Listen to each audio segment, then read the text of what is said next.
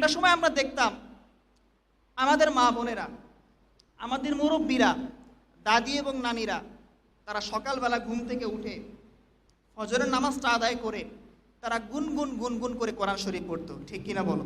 যারা আমরা ছোটবেলায় দেখেছি মুরব্বীদেরকে আমরা জানি। কিন্তু আজকে আমরা এমন একটা সময় উপনীত হয়েছি যে আজকে সকালবেলা ঘর থেকে তো কোরআনের আওয়াজ পাওয়া যায় না, বরং রাতভর আজকে আমার প্রত্যেকটা পরিবারের ভিতরে মা বোনেরা তারা ফেসবুক, ইউটিউব এবং টিকটক চালায়, ঠিক কিনা বলেন?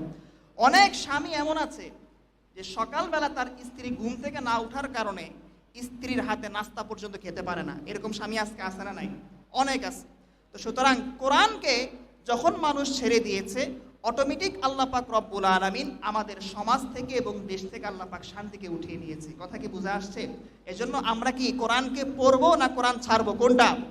আরো জোরে বলো, কোরআন পড়বো না ছাড়বো?